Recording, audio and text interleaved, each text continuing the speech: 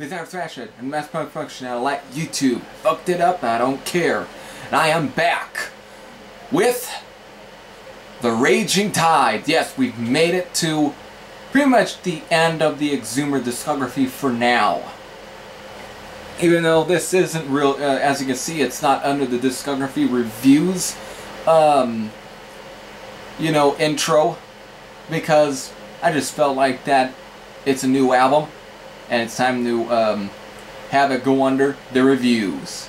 So, after Fire Damnation, which was released in 2012, and after the sudden death of HK, the band decided to pretty much move on strongly, and they got a new guitar player named Mark Bräutigam, though his last name that is given on the actual album itself is, I don't want to pronounce it because I'm not going to butcher it, but Metal Archives, when you click on his actual name, he goes under the name of Mark Bräutigam, so that's what I'm just going to call him by.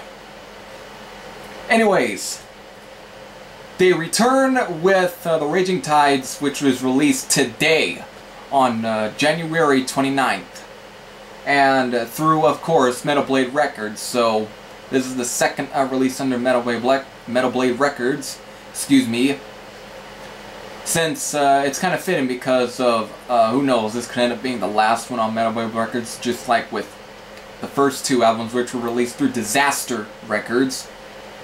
Anyways, so with the Raging Tides, while Fire Damnation wasn't really that good of an album, it was definitely not bad, but it was a disjointed album.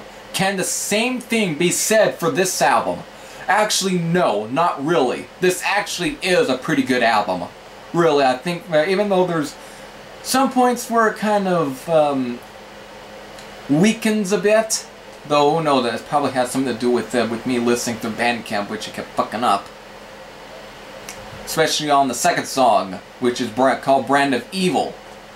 But here, there really is about 10 tracks on this album, no re-recording, so obviously that means that it's a good thing. But with the but there's at least 12 songs, because the last two are actually bonus tracks, but they're cover songs. So, the album starts out with The Raging Tides, which is the title track. Very good. Brand of Evil, pretty good. Catatonic, pretty good. Sacred Defense, pretty good as well. However, when it hits the track 5, this is when the album gets even better. Welcome to Hellfire is a great track as well. And of course, with Sinister Souls, which comes in at track number 6, which is just which kicked my ass when I heard this track. I couldn't, this is fucking killer, as well with Shadow Walk, which is actually one of the more mid-paced numbers on the set. It's actually more slower ones, since most of the album tends to be a lot fast and, you know, very much thrashy. But this one's got a bit of a thrashy number. It's not too, it's not like with Immortal in Black, but it kind of, they wanted to go back to a little bit of that. And it's definitely another great track off of this album, alongside with There Will Always Be Blood, which is another good one. And then you got Dark Reflections. No, not pretty bad as well. It's not bad. Pretty good as well. And of course, you got Death Factory, which pretty much of, at least of the 10 tracks, it ends off pretty damn well. Of the original written songs, executed pretty damn well. So, we got those 10 tracks out of the way. Really, I can't say too much about them. They're all pretty damn good anyway, in my opinion. But let's get to the 2 cover songs. Track number 11, which is the first cover, which is called Forever My Queen, which is a Pentagram cover. Yes, the Pentagram, the American doom metal band. It's definitely pretty good as well. It's done. I haven't heard a whole lot of Pentagram besides their single from 1979, which is pretty good, and I need to catch up with Pentagram since they're pretty good. But right here, I've never heard the original, like pretty much, hence the reason why I never gave Pentagram all that much of a listen, which is pretty much a crime.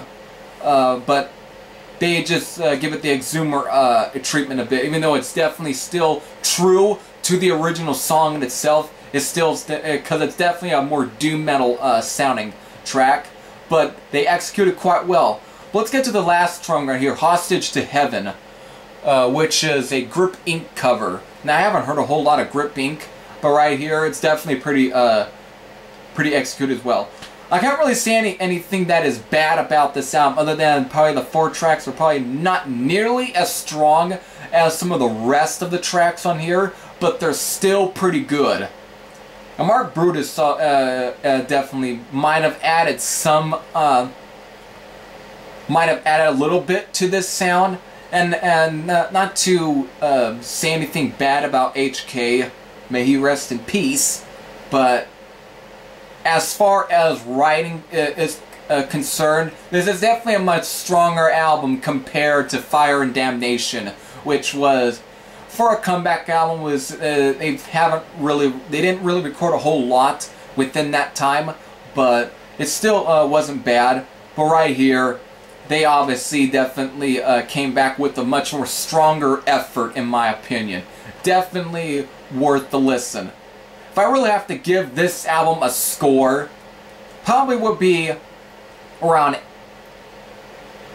8 out of 10, I would say. Probably 8 out of 10, or maybe a 7.9. Either one, it's kind of tough because of, I guess 7.9 would be a fitting score for this. But other than that, good album. I definitely recommend checking out this album. If you're a fan of Exumer, you definitely should. So, that pretty much ends at least the Exumer discography reviews. And until then, this is Everything saying I am out, and I will be back with who knows what. Maybe another review might come up. I know Lethal Steel released a debut. Anyways, I'll be back maybe next week or something. Later.